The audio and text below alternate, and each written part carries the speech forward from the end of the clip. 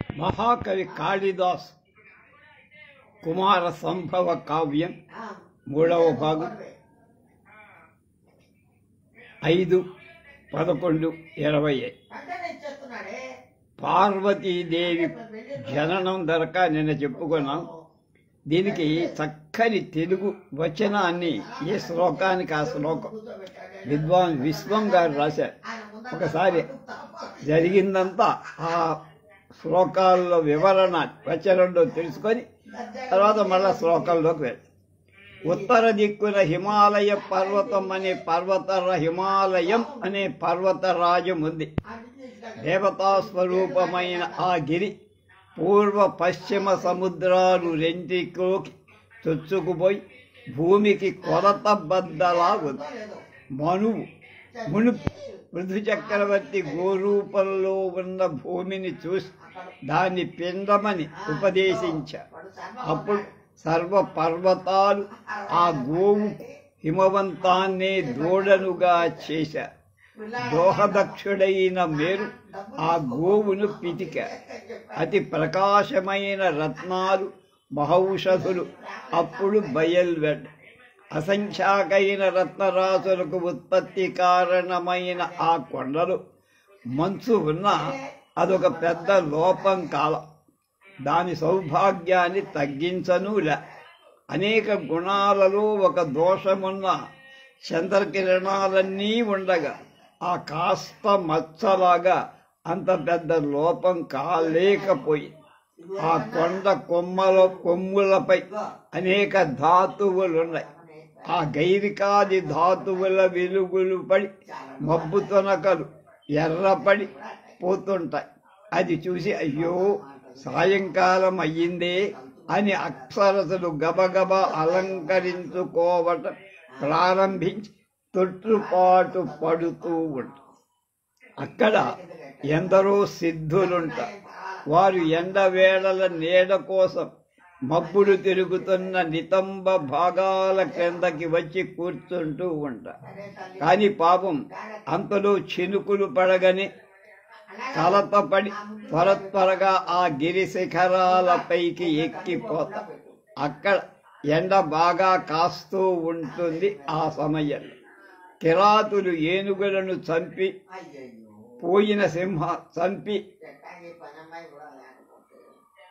సింహాలను చంపి వేసిపోయిన సింహాలను వాటి అడుగుజాడలను బట్టి వెన్నంటాలని చూస్తా. కానీ మంచు కరిగి పారడంతో ఆ పదరేఖలు చెడిపోతాయి. అయినా గజకుంభ స్థలాలలోని ముత్యాలు ఆ సింహం పంజాలలో చిక్కుకొని దారి పొడవునా రాలి పడుతూ ఉంటాయి. వాటిని బట్టి వాళ్ళు కేసరులను అంటే సింహాలను వెతుకుతూ పోతుంటారు. ఆ కొండలో అనేకంగా భూజ్య వృక్షాలున్నాయి. ఏనుగు మత్సల్లాగా ఎర్రగా ఉన్న వాటి ఆకుల మీద ధాతు రసంతో విద్యాధర అంగన ప్రేమ లేఖలు రాస్తూ ఉంటాయి. ఆ విధంగా అవి ఉపయోగపడతాయి. ఈ గిరిధరులలో లోయలు విశేషంగా వెదురు పొదలు ఆ బొంగులలోకి గాలి దూరి శబ్దిస్తూ ఉంటాయి. అందులో పాడుతున్న కిన్నెరులకు ఈ పర్వతం శృతి కలుపుతోందా అన్నట్టు.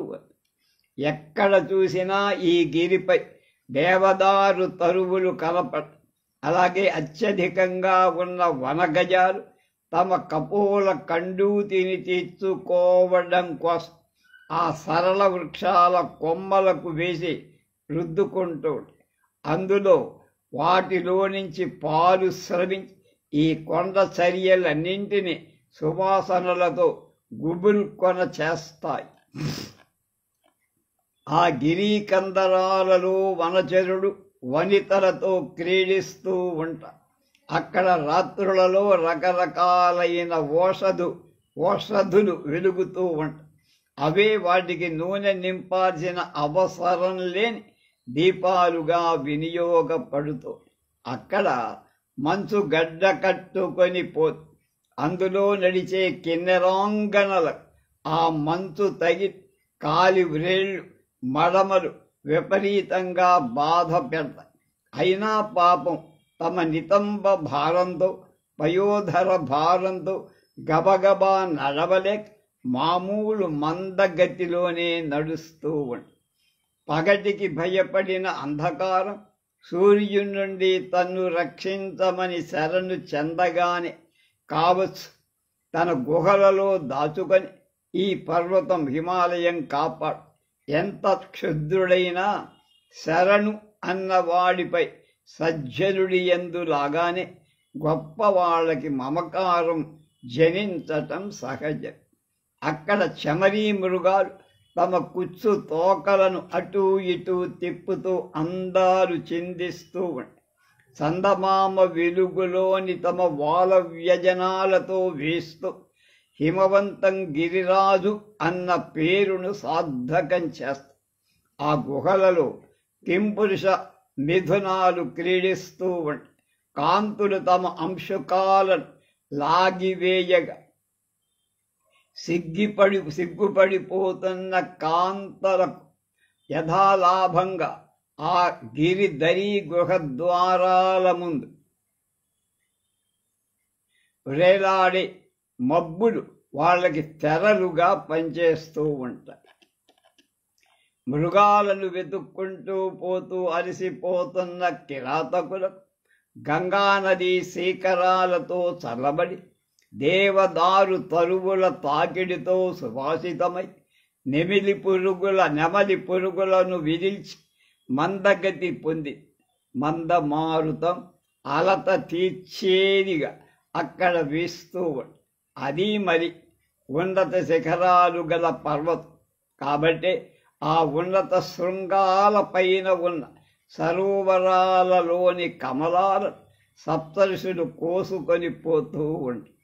మరి అంతకంటే కిందగా తిరుగుతున్న సూర్యుడు పైకి ప్రాకే తన కిరణాలతో మిగిలిన అందలి వాటిలోని కమలాలను వికసింపచేస్తూ ఉంటాడు. యజ్ఞాంగాదులైన సోమలతాదులు అక్కడే దొరుకుతాయి. పైగా భూభార వహనంలో ఆ గిరిరాజు సమర్థుడు హిమవంతుడు.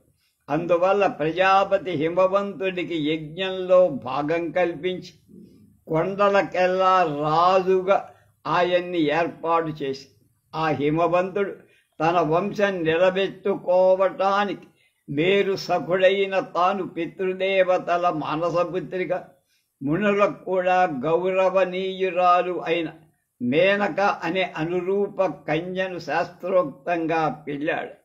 కాలక్రమంగా స్వరూప యోగ్యత స్వరత ప్రసంగం నడవగా మనోహర యౌవన సుశోభిత అయిన మేనక గర్భవతి అయి ఆమెకు మైనాకుడనే కొడుకు పుట్టాడు.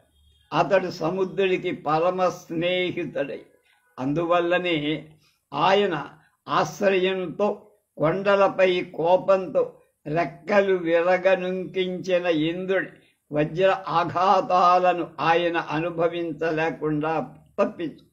ఈశ్వరుడి తొలి భార్య సతీదేవి. ఆమె దక్ష ప్రజాపతి కూతురు.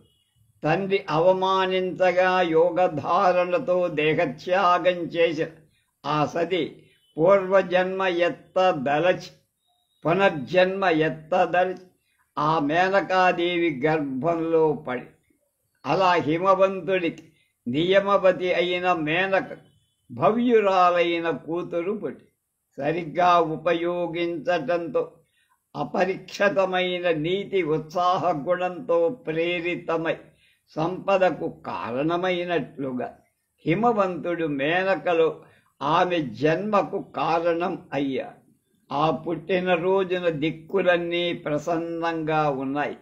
గాలి పరిశుభ్రంగా రజో దూరమై ఉంది, అంటే దుమ్ములకు. శంఖస్వరాలు, ఆ తర్వాత పుష్పవృష్టి ఆనాడు కురిసింది. ఈ విధంగా స్థావర జంగమాత్మక జగత్తు యావత్తు ఆ రోజు హాయి అనుభవించింది. ఎవరికి? హిమవంతుడికి కూతురు పుట్టి. మేఘ గర్జనలతో వైడూర్య భూమిలో రత్నాంకురాలు కలుగుతూ ఉంటాయి. అలాగే పుట్టిన ఈ పాప వెలుగులు చెందుతూ తన తల్లిని బాగా ప్రకాశింపచేసింది మేనక.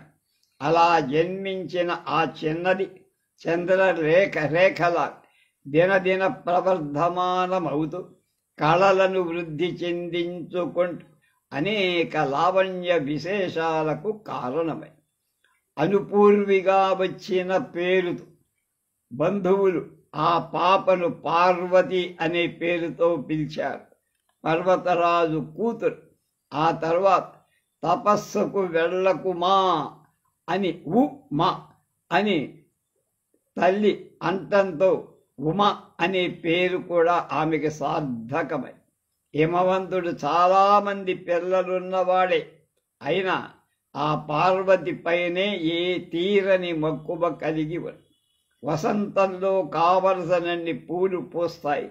కానీ ఆ కాలం తుమ్మెదలకొక్క మావి పూత మీదనే వల్ల మాలిన వలపు తొలుకుతుంది కదా. అధిక ప్రకాశవంతమైన జ్వాలతో దీపంలా ఆకాశగంగతో లాగా సంస్కారవంతమైన వాక్కుతో విద్వాంసుడిలా ఆ పార్వతి చేత హిమవంతుడు ప్రపూరితుడయ్యాడు. అంటే పుణ్యాల రాశి అయ్యాడు. ప్రభూషితుడయ్యాడు అంటే భూషణాలు ఆమె వల్ల అతనికి ఆభరణంగా. బాల్యంలో ఆ పాప చెలికత్తెలను చేర్చుకుంటుంది. వాళ్లతో కలిసి క్రీడా రసాన్ని తనివి తీరా అనుభవిస్తుంది. గంగా నది ఇసుక తిన్నెలలో ఆడుకుంటుంది. బంతులతో బొమ్మలతో అనేకసార్లు క్రీడలలో ఆసక్తంగా ఉంటుంది.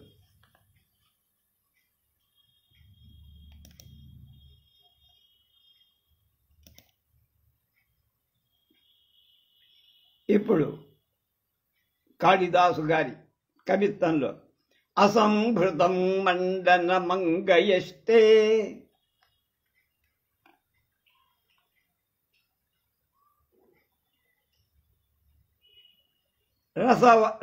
రసవాక్ష్యం కిరణమదస్య కామస్య పుష్ప వ్యతిరిక్త మంత్రం బాల్యాత్ పరం ప్రాధవయ ప్రపేది. అధ ఆ తర్వాత ఆ పార్వతీది అంగయస్తే కర్రలాగా ఉన్న సన్నని శరీరానికి అసంభృతం అప్రయత్న సిద్ధమై మండనం అలంకారమైన ఆవాసనాఖ్యం ఆసవం అనే పేరు అంటే మద్యం అనే పేరు లేకుండా ఉన్న మదస్య ఉల్లాసాన్ని కరణం సాధనాన్ని కామస్య మన్మధుడి పుష్ప వ్యతిరిక్త పువ్వుల కంటే వ్యతిరేకమైన అస్త్రం బాణం అయిన బాల్యాత్ బాల్యం కంటే పదం తరువాతదైన వయస్సును ప్రపేదే తర్వాత శరీరానికి పుట్టని నగ మద్యం కాని ఉత్సాహం. మద్యం తాగితే కిక్కెక్కుతుంది కదా, అలా ఆ ఉత్సాహ కారణ పుష్పం కాని మారుడి అమ్ము అంటే బాణం అయినటువంటి బాల్యం కంటే పరమమైన వయస్సును పొంది అంటే యవ్వనవతి అయ్యింది. ఉన్మీలితం తూలికయేవ చిత్రం సూర్యాంశుభిర్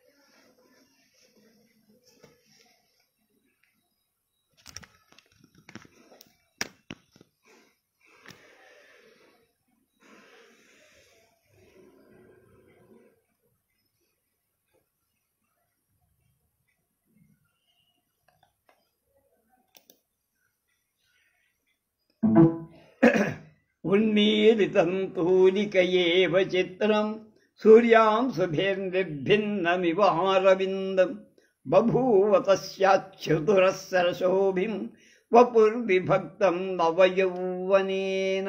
అది నవయౌవనేన కొత్త వయస్సు చేత విభక్తం ఏర్పడి తస్యాహ ఆ పార్వతీదేవి యొక్క వపు శరీరం తూలికయా రంగులు వేసే కుంచెతో ఉన్మీలితం వన్నె పెట్టబడి చిత్రమివా చిత్రరులాగా పెయింటింగ్ లాగా సూర్యాంశుభి సూర్యకిరణాల చేత భిన్నం విప్పబడి అరవిందం ఇవ పద్మంలాగా చతురస్ర శోభిత ఎక్కువ తక్కువలు లేని ప్రకాశించేది బభూవ అయింది. కొత్త వయస్సు దాల్చిన పార్వతీదే శరీరం రంగు వేసే కుంచెతో వ్రాయబడిన తూలిక చిత్తరువులాగా సూర్యకిరణాల చేత వికసించిన పద్మంలాగా న్యూన అతిరిక్తం తక్కువ ఎక్కువ కాకుండా సమానంగా ఎలా ఉండాలో ప్రపోర్షనేట్ అంట మన నిక్కిరి ప్రకాశించేది అయ్యింది పార్వతీదేవి.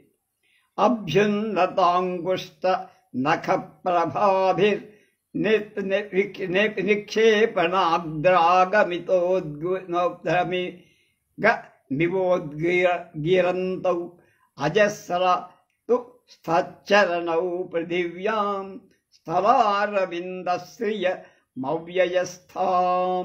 పార్వతీదేవి నఖాధికాంతంగా వర్ణిస్తున్నాడు ఇక్కడ కాళిదాసు గారి.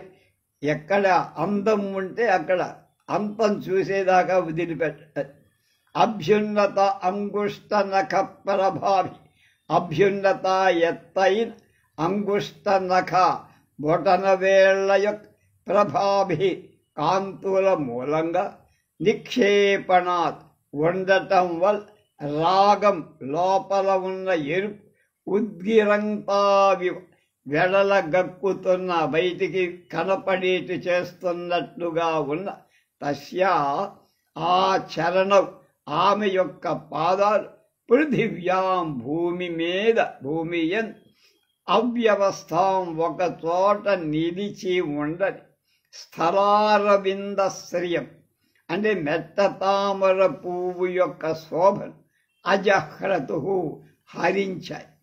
పార్వతీదేవి కింద అడుగులు పెట్టుతున్నప్పుడు నేల మీద అంటే పాకటమైపోయి నడిచేటప్పుడు కాలి బొటన వ్రేళ్లలో చిమ్మిన రక్త కాంతుల సంచారం గల మెట్ట తామరలా అంటే ఆమె నడిచే మెట్ట తామర అనిపిస్తుంది అన్నట్లుగా ఎర్రని పాదాలు ఉండటం చేత అది మహారాణి లక్షణమని సాముద్రిక శాస్త్రంలో చెప్పారు. సారాజహంసైరివ సన్నతాంగి గతేషు లీలాంచిత విక్రమేషు వ్యనీయత ప్రత్యుపదేశలుబ్ధై ఆదిత్సు పూర్ణూవల సింజితాని.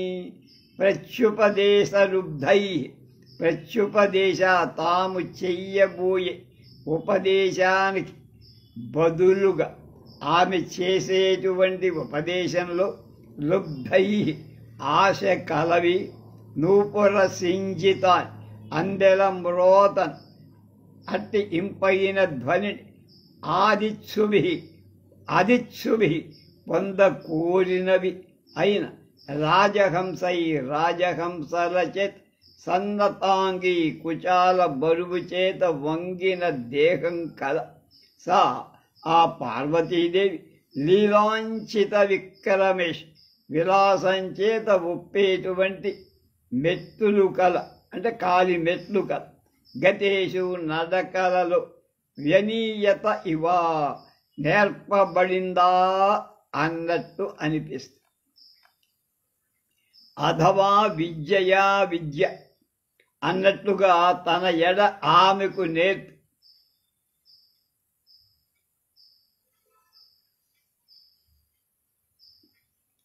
పార్వతీదేవి కాలి అందెల చప్పుడు పోలినటువంటి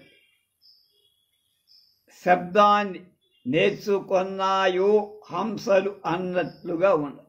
అంటే హంసల వంటి నడకలు, హంసల వంటి కూజితాలు శబ్దాలు కల ధ్వని ఆమె కాలి అందెల చప్పుడు కలిగి మనోహరంగా ఉన్నాయి అని చెప్పడం. వృత్తానుపూర్వే చన చాతి దీర్ఘే కుంభే జంఘే శుభే స్పృష్టవతస్తదీయే శశాంక నిర్మాణ విధౌ విధాతు లావణ్యముత్పాజ్య ఇవాసయత్న. వృత్తానుపూర్వే చ వృత్తా గుండ్రంగా, అనుపూర్వే చ అదోకంగా, గోవు తోకలాగా ఉండేటువంటి ఆదోక అన్నాడు. ఆవు తోకని కలిపి అది ఆదోక అంటే గోవు తోకలాగా ఉన్న. నా అతి దీర్ఘేచ బాగా పొడవు కాకుండా, శుభే మంచి లక్షణాలు గల తదీయే ఆ పార్వతీదేవి జంఘే అంటే ఈ క్రీకాళ్ళు స్పష్టవత నిర్మించే విధాతు బ్రహ్మయుక్ శేషాంగ నిర్మాణ విధౌ శేష మిగిలిన అంగ అవయవాలయ నిర్మాణ విధౌ సృష్టి చేయటంలో ఉత్పాద్యే మరియు సమకూర్చుకొని లావణ్యే కాంతి విషయమై యత్న ప్రయత్నం ఆన ఇవ కలిగాయా అన్నట్లుగా ఉంది. తన చాతుర్యాన్ని యావత్తు ఉపయోగించి శ్రీ పార్వతీదేవి పిక్కలను సృష్టించిన బ్రహ్మ మిగిలిన అవయవాల సృష్టించటానికి ప్రయత్నం చేస్తున్నవాడా అన్నట్టుగా ఉన్న.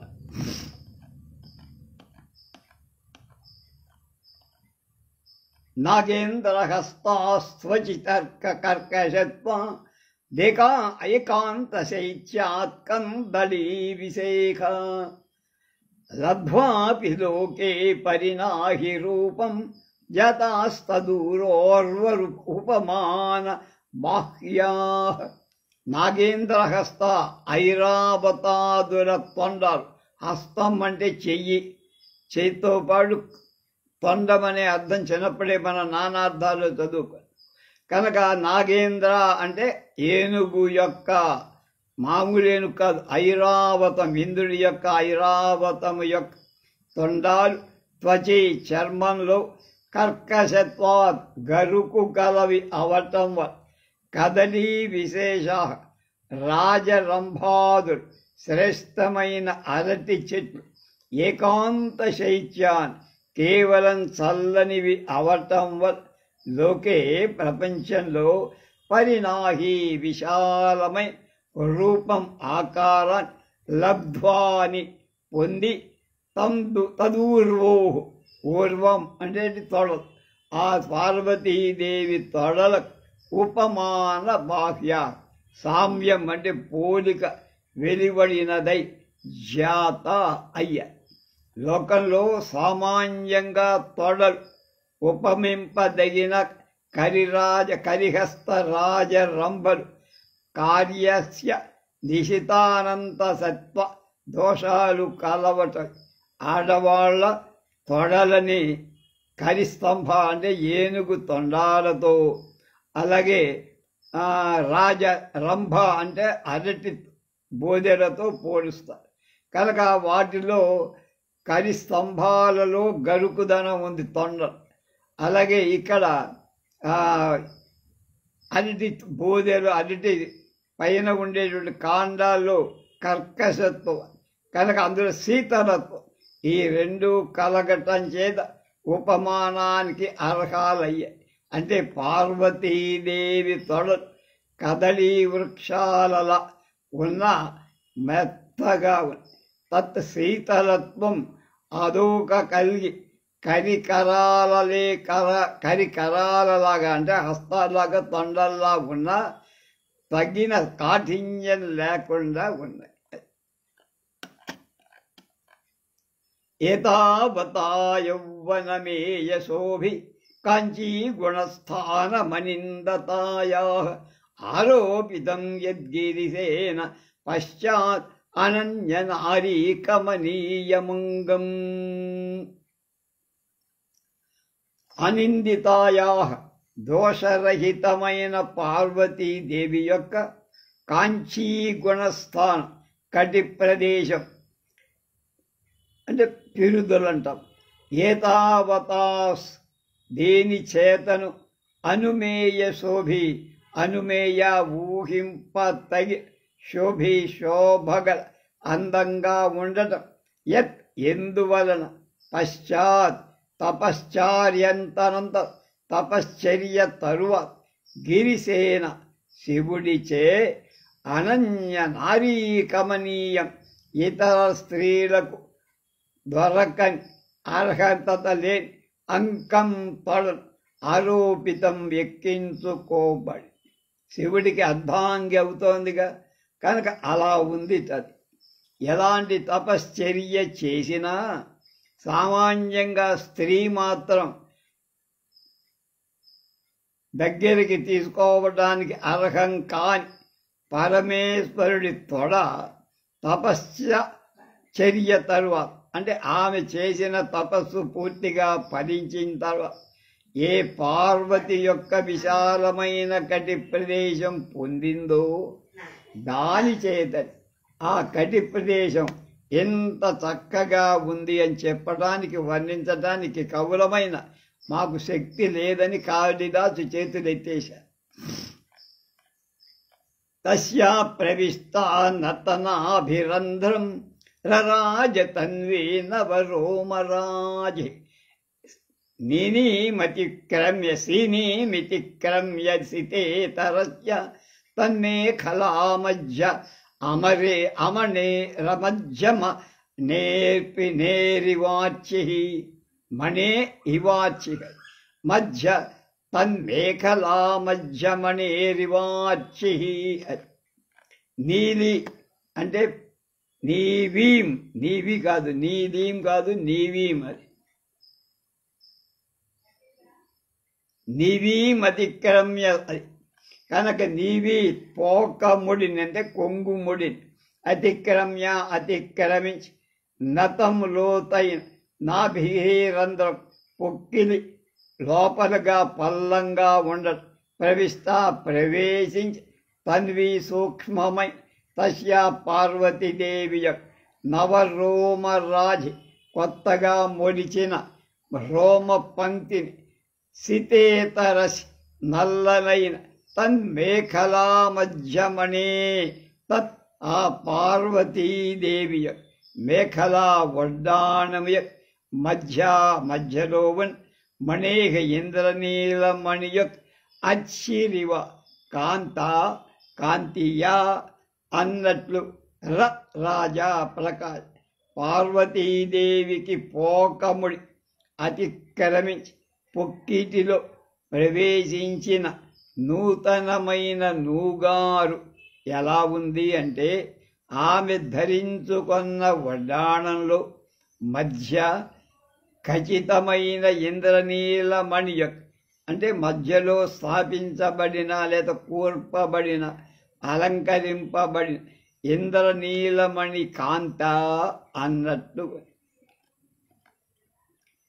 మధ్యేన సా వేది విలగ్న మధ్య వళిత్రయం చారు బభారబాల ఆరోహణార్థం నవయౌవనేన కామస్య సోపానమివ ప్రయుక్తం. వేది విలగ్న మధ్య యజ్ఞవేది యొక్క విలగ్న మధ్యలో మధ్య నడుము కలదైన స ఆబాల ఆ పార్వతీదేవి మధ్యేనా మధ్య భాగంచ చారు సుందరమైన వళిత్రయం ఆ పొట్ట మీద 3 గీతలుంటాయి అని వళిత్రయం అంటారు. 3 మడత కామస్య మన్మధుడి ఆరోహణార్థం ఎక్కటం కోసం నవ యౌవనేన కొత్త వయసు చే ప్రయుక్తం చెయ్యబడి సోపానం ఇవ మెట్ల వరుసలా అన్నట్లుగా బభారా భరించింది. వయో అంకురంచేత్ సన్నగిలిన నడుము గల పార్వతీదేవి. 3 మడతలు కటిపై ఏర్పడ్డాయి. ఎలా ఉన్నాయి? మన్మధుడు ఎక్కటాని లేబ్రాయం కట్టిన మెట్లు, అంటే ప్రాయం కట్టిన మెట్లులాగా ఉన్నాయని తాత్పర్యంగా భావించాలి. అన్యోన్యముత్పీడయదుత్పలక్ష్య స్తనద్వయం పాండు తథా ప్రవృద్ధం మధ్యే యథా శ్యామ ముఖస్య తస్య మృణాళ సూత్రాంత మాప్య ఫల సూత్రాంతర మాప్య లభ్యం. అన్యోన్యం పరస్పరం ఉత్పీడనం రాసుకోవటం చేత్ పాండు తెలుపు వర్ణం కల ఉత్పలాక్ష నల్ల కలువలవన్ కళ్ళు కల పార్వతీదేవి యొక్క స్థనద్వయం 2 సన్నులు తథా ఆ రీతిగా ప్రబుద్ధం బాగా వృద్ధి యథా ఎలా ఉందయ్యా అంటే శ్యామ ముఖస్య నల్లని ముఖంగల్, నల్లని చనుమూలలు చివర నల్లగా ఉంటాయి. తస్య ఆ చను గవ యొక్క అంటే ద్వంద్వము యొక్క మధ్య భాగం మృణాళ సూత్రాంతరం తామర తూటు వంటి దారమంతా ఎడం కూడా ఆ 2 ఒకదానొకటి ఉరుచుకుంటున్నాయి. ఖాళీ లేకుండా ఒక చిన్న దారం కూడా దూరనంత అన్నమాట. అందుకనే మృణాళం. జడం కూడా ఏం లేనటువంటి అలభ్యం పొంద అసఖ్యం కాకుండా అంటే బలిష్టమైన చనులు ఉన్నాయి. యవ్వన ప్రాదుర్భవం చేత పెరిగిన పరస్పరం రాసుకునేటువంటి పార్వతి యొక్క స్తన ద్వంద్వం తామర తూటి దారమైన దూరటానికి ఖాళీ లేనంత దగ్గరగా పెరిగాయి. అది ఉత్తమ స్త్రీల లక్షణమని సాముద్రిక శాస్త్రం చెబుతారు. శరీష పుష్పాధిక సౌకుమార్యౌ బహూతనీయానితి యావితి మే వితర్క విరాజితేనాపి కృతౌ హరస్య యౌ కంఠౌ కంఠపాశౌ మకరధ్వజేన. తనీయా ఆ పార్వతీదేవి అయిన బాహుభుజాలు ఆమెకు చెందిన భుజాలు. శిరీష పుష్పాధిక సౌకుమార్. శిరీష అంటే దిరిసన పువ్వు కంటే అధిక ఎక్కువైన సౌకుమార్య కోమలత్వం కలవి. ఇది అలా అని మే నా యొక్క వితర్క ఊహ. యౌ ఏ బాహువులు పరాజితేపి ఓడిన వాడి చేతని మకరధ్వజేన మన్మధుడి చేత హరస్య ఈశ్వరుడి కంఠపాశవు అంటే గొంతుని బిగించే తాళ్ళు కృతా చెయ్యబడ్డాయి.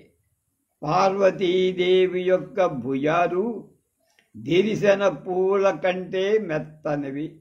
అయినా పరమేశ్వరునికి ఓడిపోయాను అంటే పరమేశ్వరుడి చేతిలో ఓడిపోయి మన్మధుడి చేత పరమేశ్వరుని కట్టేటువంటి పగ్గాలుగా మారాయి. ఆమె చేతులు మహేశ్వరుడికి పగ్గాలు అట్లా కంఠం బిగిస్తే అవి పగ్గాలు. అంటే పార్వతీదేవి కౌగిళ్లలో పరమేశ్వరుడు పడినట్లుగా ఓడినవాడైన మన్మధుడు చేశాడు మంచి మేలు అన్నట్టుగా ఉంది.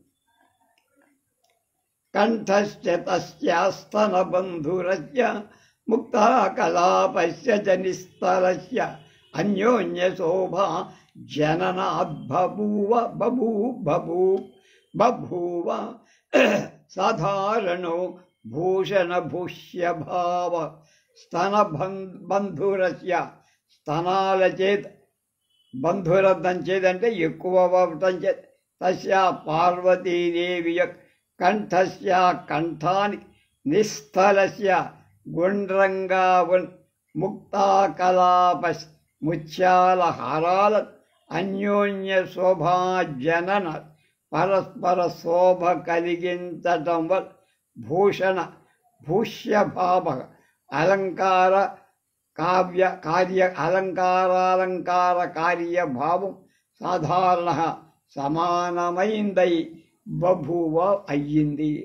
స్తనాల చేత ప్రకాశిస్తున్న పార్వతీదేవి యొక్క కంఠాన్ని, గుండ్రని సుపాణి ముత్యాల హారాలకు అన్యోన్యంగా శోభాజనకాలవటంచే అలంకార భావం, భూషణానికి భూషించడం, భూషణంలాగా ఉండడం, సమానమై ప్రకాశి, కంఠానికి హారం, ముత్యాల హారం కంఠం అలంకరిస్తాయి. పరస్పర సౌందర్యాల పరస్పర అభివృద్ధి పరుచుకున్నాయి. ఆమె కౌగిలించుకుంటే ఒక హారం వేసినట్టుగా ఉందని ఆయన భావం. చంద్రం గతా పద్మగుణాన్న భుంక్తే పద్మాశ్రితా చాంద్రమసీమభిఖ్యాన్ ఉమాముఖస్తు ప్రతిపజ్యలోల ద్విసంశ్రయాం ప్రీతిమవాపలక్ష్మీ. లోలా కదలాడేటువంటి చంచలమైన లక్ష్మీదేవి కాంక్షభిమాన దేవత. చంద్రుడు గతా పొంది పద్మగుణాన్ కమలాల యొక్క పరిమళాని గుణాలను నభుంక్తే అనుభవింపలేదు. పద్మాశ్రిత పద్మాన్ని ఆశ్రయించి చాంద్రమసీం చంద్రుడి సంబంధమై అభిఖ్యాం శోభన్ ఆనందరూపాన్ని నభుంక్తే అనుభవించటని. ఉమాముఖం పార్వతీదేవి ముఖం ప్రతిపద్యతు పొంది ఉంటే ద్వి సంశ్రయాం ద్వి చంద్ర పద్మాలు సంశ్రయాం కారణంగా గల ప్రీతిం ఆనందాన్ని అవాపాపొంది. కాంతి అభిమాన దేవత, కాంతికి అభిమాన దేవత అయిన లక్ష్మి చంద్రుడి యందు కళ ఆహ్లాదకత్వం శోభ ఉన్నప్పటికీ సువాసన లేకపోవటం చేత కమలాన్ని ఆశ్రయించింది.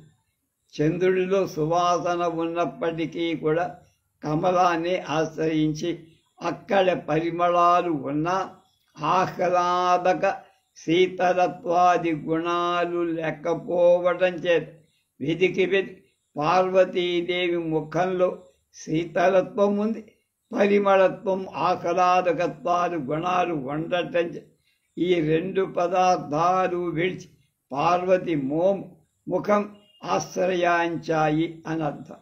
అంటే పద్మినీ జాతి స్త్రీ అవటం చేత ముఖంలో పద్మగంధం దేవతాశ్రేష్ఠుడైన పరమేశ్వరుడు చేపడుతుంది కనుక ఉత్తమ రాణులకు ఉండేటువంటి శోభ మొదలైనవన్నీ ఆమెలో ఉన్నాయి. పుష్పం ప్రవాదోపహితం యది స్యాన్ముక్తాఫలం వా స్ఫుట విద్రుమస్తం తతోను కుర్యాద్విష దశ్యతస్య తామ్రోష్ట పర్యస్త రుచిస్మితస్య. పుష్పం తెల్ల తామర మొదలైన ప్రవాళ ఉపహిత చిగురులో ఉంచబడి శాధ్యది అయినా ముక్తాఫలం వా ముత్యపు పూస అయిన స్ఫుట స్ఫుట నిర్మలమై విద్రుమా పగడంలో స్థల ఉండే శాధ్యది అయితే తతః ఆ పక్షంలో ఆ విధంగా విశదశ స్వచ్ఛమై తామ్రోష్ట పర్యంత రుచ తామ్ర ఎర్రని ఓష్ట పెదవియ పర్యస్త వ్యాపించిన రుచ కాంతి కలదై తస్య ఆ పార్వతీదేవి స్మితస్య చిరునగవున అనుకుర్యాత్ సరిపోతుంది. ఎర్రని అధర ఉష్టం కింద పడవి పై వ్యాపించిన కాంతి గలదైన ఆ పార్వతీదేవి చిరునవ్వు లేత చిగురులపై ఉంచబడి తెల్ల తామర పుష్పాల కంటే దానికంటే నిర్మలమైన పగడాలపై ఉంచబడి ముత్యాల పూస కంటే ఎక్కువ శోభాయమానంగా ఉంది.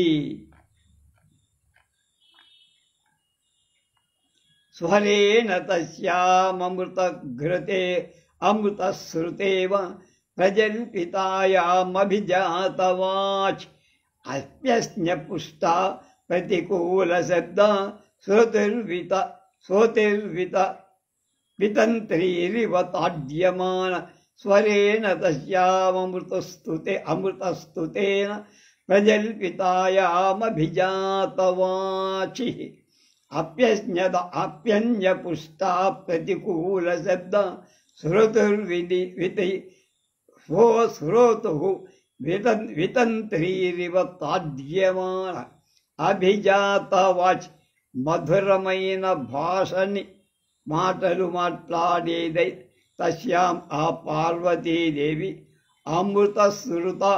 అమృతాన్ని స్రవించేటువంటి స్వరేణ స్వరంతో కంఠంతో ప్రజల్పితాయా మాట్లాడినదవుతుంది.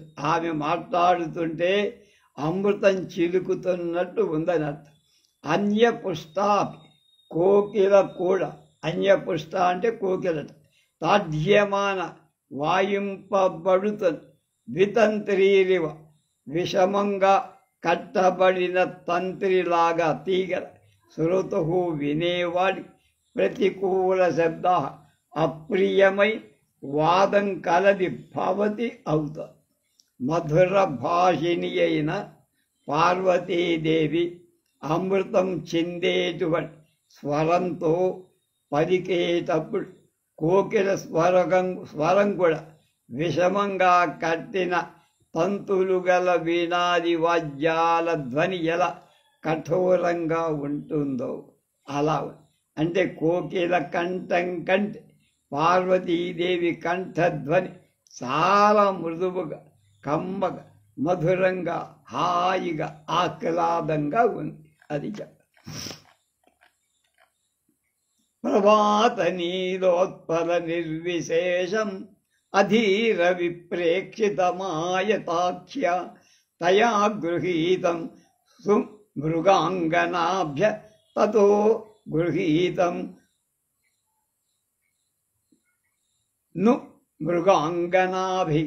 ప్రభాత నీలోత్పల నిర్విశేష, ప్రభాత ఎక్కువ గాలి ప్రదేశంలో, నీలోత్పల నల్ల కలువ కంటే, నిర్విశేషం భేదం లేని, అధీర విప్రేక్షితం చంచలమైన చూపు, ఆయతాక్ష విశాల నేత్రాలు కల తయ ఆ పార్వతీదేవి చేత మృగాంగనాభ్య ఆడలేడుల నుండి గృహీత సంగ్రహింపబడిందా. మృగాంగనాభి ఆడలేళ్ల చేత తతః ఆ పర్వతరాజపుత్రి వలన గృహీతంను గ్రహింపబడిందా అన్నట్లుగా ఉంది.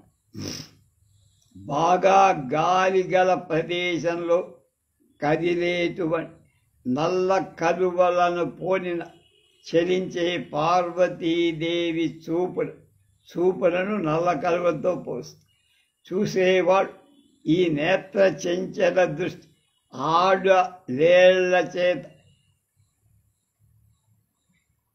ఆమె దాన్ని ఆడలేళ్ల నుంచి ఈమె గ్రహించిందా, లేక నీళ్ళే ఈమె చూపులను అవి తీసుకున్నాయా అని ఊహిస్తాను. అంటే పార్వతీదేవి చాలా విలాస చలనంగా చూపులతో ప్రకాశిస్తోందని భావం. తస్యాశలాకాంజన నిర్మితేన కాంతిర్భ్రువోరాయతలేఖయోర్య తాం వీక్షలీలా చతురామనంగ స్వచాప సౌందర్య మదం ముమోచ. ఆయతలేఖయ, ఆయత పొడవైనటువంటి, ఆయత అంటే పొడవైన, లేఖయో రేఖలు గల తస్యాహ పార్వతీదేవి యొక్క భ్రువో కనుబొమల సంబంధమైన కళ శలాకాంజలి నిర్మితే శలాక అంజన కాటుక పొడకతో నిర్మితేనా నిర్మించబడిందిలా ఉన్న ఏ కాంతి ఉందో లీలా చతురాం విలాసంచేత సుందరమై తాం ఆ కాంతిని వీక్ష చూసి అనంగా మన్మధుడు స్వచాప సౌందర్యమద తన యొక్క చాప బాణము యొక్క బాణంలోని సౌందర్యం చక్కదనాన్ని మదం గర్వాన్ని ముమోచ విడిచిపెట్టి కాటుక పొడకతో వ్రాయబడినట్లుగా నల్లనిగా దీర్ఘంగా ఉన్న ఆ పార్వతి యొక్క కనుబొమ్మలలోని విలాస సౌందర్యాలను చూసి తన వింటిలోని సౌందర్యం చేత ఇదివరకు గర్విస్తున్నాడు. ఇప్పటిదాకా గర్వించే మన్మధుడు ఆ గర్వాన్ని పోగొట్టుకొన్నాడు.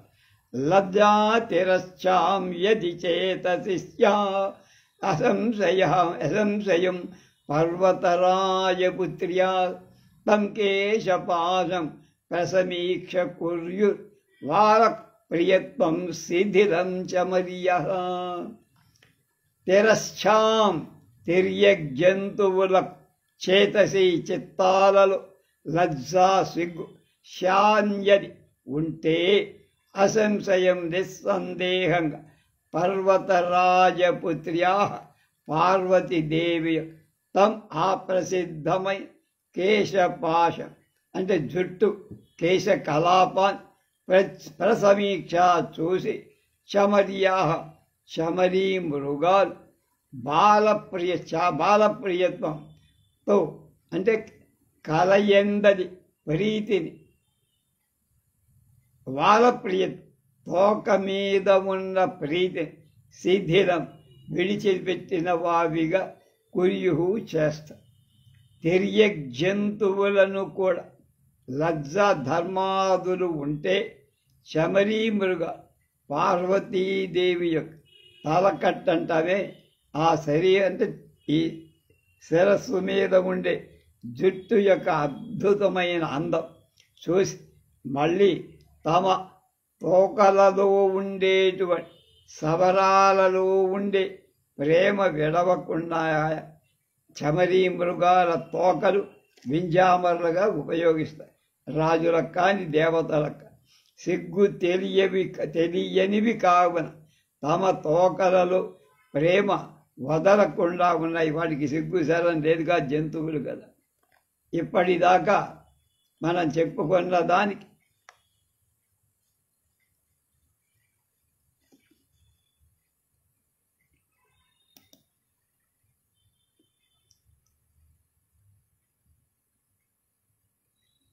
విద్వాన్ విశ్వంగా తెలుగు తాత్పర్యాలు తెలుసు.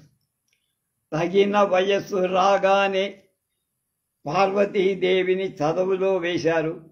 అందుతో పూర్వజన్మార్జితాలైన విద్యలు ఆవిడలో పునరుద్బుద్ధాలయ్యాయి. అంటే చదవకుండా నీవు వచ్చేసి శరత్తులో గంగా నది హంసని ఎలా చేరుకుంటాయో, రాత్రిలో మహా ఔషధులు వాటి ప్రదీప్తి ఏ విధంగా పెంచుకుంటూ ఉంటాయో ఆ విద్యలు ఆమెకు తిరిగి వచ్చేశాయి. అలా బాల్యం గడవగానే పార్వతిలో ప్రాయం తలసూపి శరీరానికి పెట్టని అలంకారం, మదన ప్రభూతికి ఆసవం అంటే మనకు సెంటులు, అత్తర్లు, పరిమళ ద్రవ్యాలు నూనెల్లో రాసుకుంటారు. ఆసవాలంటే అతిరిక్తమైన ఉత్తేజం, కాముడికి పుష్ప ఇతరమైన బాణం అయిన యవ్వనం ఆమెలో అంకురి. ఆమె మన్మధుడి బాణంలాగా తయారైంది. ఒక రకంగా తూలికతో అంటే బ్రష్తో ఉన్మీలనం చెందిన మెరుగు పెట్టబడిన బొమ్మ చిత్తరువుల సూర్యకిరణాలతో విరిసిన పద్మల్ల నవయౌవనంలో ఆ కన్నె పార్వతి వడలు 4 గందుల నాలుగు అంచులు తేలి నవ్వలాడాయను. ఆమె అడుగులు మెట్ట తామరలాగా సొగసులు పోయి నేలపై నడుస్తుండగా ఆ ఒత్తిడితో తమలోని రక్తిమను ఎరుపు వెడలగక్కుతున్నాయేమో అన్నట్టు ఎత్తైన ఆవిడ పాదాంగుష్టాల నఖకాంతు వెలుగు పొందటం ప్రారంభం. తమ విద్యను ఆవిడకిచ్చి ఆమె సొబగును తాము పొందదరిచాయేమో. రాజహంసలు రాయంచరంటారు మావు. తమ నడకల సొబగును సౌందర్యాన్ని పార్వతికి నేర్పాయి. మరి ఆమె పాదనూపురాల సంగీతాలను తాము నేర్చుకొని అదో రకమైన గుండ్రంగా రాను రాను సన్నబడు అతి దీర్ఘాలు కాని ఆమె పిక్కలు శుభలక్షణ పరిశోభితాలుగా ఉన్నాయి. తన వద్ద ఉన్న లావణ్యాన్నంతటినీ ఉపయోగించి వాటిని చేసిన బ్రహ్మ పాప మిగిలిన వాడి తన సొగసు కోసం వెంపర్లాడుతున్నట్టున్నాడు. ఎలా మిగతా భాగాలు మలసాలో తెలియక తిక్కమ్మకలాడుతున్నాడు. పార్వతి తొడల అందంలో ఆకారంలో ఏనుగు తొండంతో అరటి స్తంభాలతో ఉపమించాలి. కానీ ఏనుగు తొండాలపై చర్మం మరీ గరుగ్గా ఉంది కనుక అరటి కంబాల లోప అతి శీతలం కలవి అలా ఉపమించడం అంటే పోల్చడం కవి నోసుకోలేకపోయి ఆమె మొలనూరు వ్రేలు తావెంత గొప్పదో ఊహించుకోవటానికి ఒక మార్గం. ఆ తర్వాత ఇతర స్త్రీలెవ్వరికీ లభ్యం కాని శివుడి తొడపై ఆ భాగం కూర్చుండదు, ఆరోపితము. ఈ మాత్రం చాలు ఆవిడ నితంబ శోభ ఎంత గొప్పదో చెప్పు. నాభిబిరంలో ప్రవేశించిన ఆ కన్యన్యూగారు పోకముడిని దాటి ఎలా ఉంది? తన మేఖలలో నడుమ ఉంచుకున్న నీలమణి రుచి నివహంలాగా ఉంది. ఆమె కుచద్వితయం ఒకటినొకటి ఒరుసుకుంటూ విరిసి ఉంది. అతి ధవళమై శ్యామముఖమై ఉన్న ఆ చనుగవ నడుమ విసతంతు ఉంచటానికి తామరలో ఉంటే దారం, ఆ దారాన్ని కూడా ఉంచటానికి ఖాళీలే. మరి ఆ సుకుమారి బాహువులు శరీష కుసుమ పేశాలు అయి అందువల్లనే తాను ఓడిపోయినా మన్మధుడు వాటిని శివుడికి కంఠపాశాలుగా చెయ్య.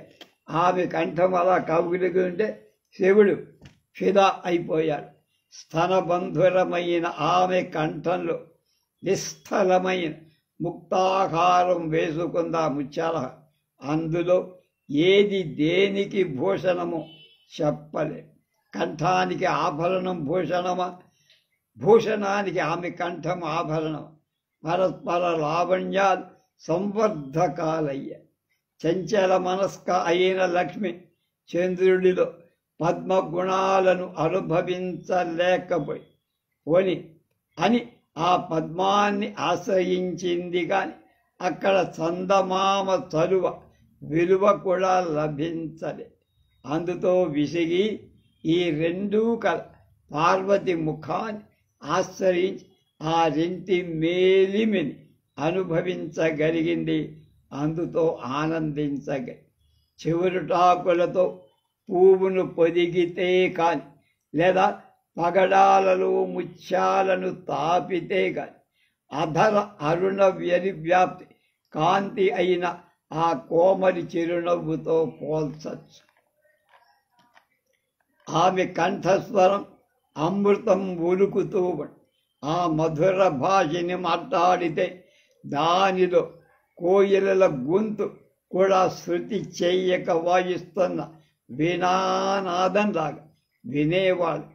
కవికి కంఠ కఠోరంగా ఉంది కనుక ఆమె కంఠస్వరం ముందు కోయిల గొంతు చేదుగా అది ఆ మగువ కళ్ళు కలువలే సుమ, గాలికి కదలే నల్ల కలువలు పోలి ఉండే ఆ ఆయతాక్షి బెదురు చూపు లేళ్ల దగ్గర ఆవిడ నేర్చుకున్నదేమో, లేదా ఆ కన్యకామణి నుంచి ఆ లేళ్ళు ఆ చూపుళ్ళు చూడటం నేర్చుకున్నాయా అన్నాడు. కాటుక పొల్లతో గీసినట్టున్న పొడుగాటి ముగుద అంటే ఆ స్త్రీ కనుబొమ్మలు ఎంత విలాస చతురంగా ఉన్నాయి. దాని నుంచి చూసి మన్మధుడు తన ధనుస్సెంతో సుందరమనుకొని పూర్వం గర్విస్తున్నవాడల ఆ పొగరును వదిలేసుకొని, జంతువులలో సిగ్గుంటుందో లేదో తెలియదు, ఒకవేళ అలాంటిదే ఉంటే చమరీ మృగాల ఆ పార్వతి కేశపాశాన్ని చూశాక తమ తోకల మీద ఉన్న ప్రీతిని తప్పక వదిలిపెట్టుకో. సుందర వస్తువులంటిని ఒక చోట చేసి ఎలా ఉంటుందో చూద్దామనుకున్నాడేమో బ్రహ్మ విధాత. అందానికి పోలికలుగా చెప్పుకొని అన్ని వస్తువులు ఆయా చోట్లలో సరిగా అమర్చి ఈ కన్యను నిర్మించాడేమో అన్నట్టు. కామచారి అయిన నారదుడు ఒకసారి అక్కడికి, అది తర్వాత ఏం జరిగిందో రేపు మనం తెలుసు.